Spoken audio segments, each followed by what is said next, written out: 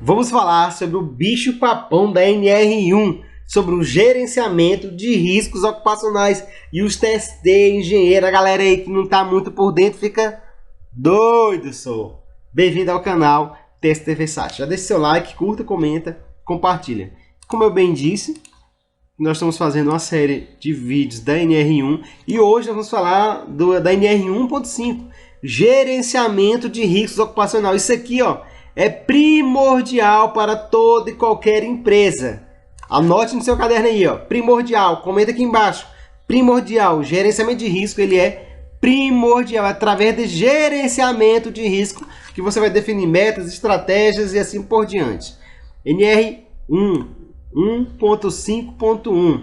O dispositivo deste item deve ser utilizado para fins de prevenção e gerenciamento de risco. Gerenciamento de risco, você vai gerenciar e prevenir o bendito risco para fins de caracterização das atividades ou operações insalubres ou perigosas. Deve ser aplicada disposições de NR 15, atividades, operações insalubres, e NR 16. Agora eu vou dizer uma coisa para vocês. Eu já vi um PGR 2023 dizendo que a atividade é uma atividade insalubre, que a atividade é perigosa. Pessoal, não é o objetivo da NR1. A NR1 não é um laudo de insalubridade ou periculosidade, não é. Você quer fazer o laudo de insalubridade e periculosidade? Vai lá na NR15, vai na NR16, veja quais são as características para fazer esse bendito laudo, beleza?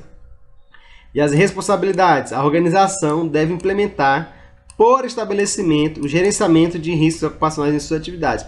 TST versátil quer dizer que eu não posso ter um gerenciamento para todos os meus estabelecimentos, são tudo igual, mesmas características?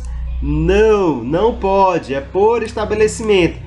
Obviamente, se o seu estabelecimento X for parecido, características, funções e atividades com o estabelecimento Y, você pode fazer aí um Ctrl+C, Ctrl+V, ver as características peculiares de cada estabelecimento e assim elaborar o seu gerenciamento de riscos ocupacionais. Mas esse Ctrl+C é para te dar um norte, não é só para você Ctrl+C, Ctrl+V, deixar ele de cara para cima, ali não.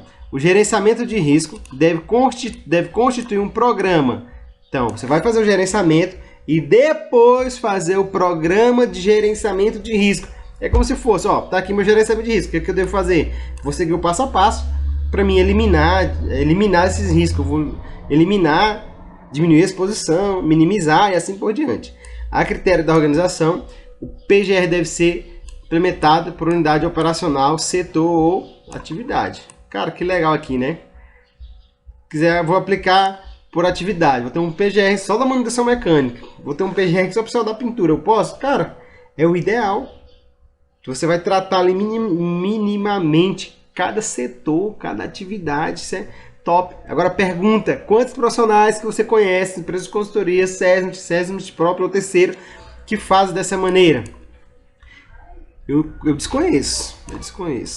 Tá? Eu desconheço. O PGR deve ser atendido por sistema de gestão, desde que cumpra as exigências previstas na NR e sobre segurança e saúde. O PGR deve complementar ou estar integrado com planos, programas e outros documentos previstos na legislação. Então não é só fazer o PGR. Lembra, ó, gerenciamento, você vai fazer o gerenciamento, aí você vai ter o programa desse gerenciamento e você vai ter que ter outras situações que vai integrar o seu PGR, como plano de ações, programas e outros documentos previstos na legislação, que podem ser planos de atendimento à emergência, plano de atendimento ambiental e assim por diante. O que a organização deve fazer? A organização deve evitar riscos ocupacionais que possam ser originados no trabalho, deve evitar, identificar os perigos e possíveis lesões agrava a saúde, avaliar os riscos ocupacionais de acordo com o nível de risco, classificar os riscos ocupacionais para determinar a necessidade de adoção de medidas, implementar medidas de prevenção de acordo com o risco e na ordem da prioridade da linha G, tá? Vamos já verificar essa situação. Então, a organização é dever da organização fazer essa situação. Acompanhar os controles dos riscos ocupacionais. Nós vamos voltar aqui para você ver o que diz na linha G do item 1.4.1. Vamos lá? Item 4.1. 1.4.1. Roubaram? Aqui, ó. Por meio de diário, documento físico e etc. Beleza? Também a empresa deve fazer essas... Como visto no item agora, vamos para o próximo, né? A organização deve considerar as medidas de trabalho da NR17, tá? Vai na NR17 para você ver o que é uma AIP, uma análise ergonômica preliminar. Você deve fazer e essa AIP deve ser anexada no seu programa de gerenciamento de risco. Nela também você pode indicar, através de um plano de ação, se há necessidade de fazer uma análise ergonômica do trabalho ou se a análise preliminar já vai auxiliar aí. A organização deve adotar mecanismos para consultar os trabalhadores quanto à percepção de riscos ocupacionais adotada e manifestada na CIPA. Então a CIPA deve fazer parte disso, né? Consultar os trabalhadores com a percepção de riscos ocupacionais, podendo ser adotada uma comissão interna de prevenção de acidentes, quando houver, né? Então a CIPA deve trabalhar de forma constante com o pessoal da empresa, né? Do gerenciamento de risco. Comunicar aos trabalhadores sobre os riscos, tá? Também. A organização deve adotar medidas necessárias para melhorar o desempenho de segurança do trabalho, o processo de identificação de perigos e avaliação de riscos ocupacionais.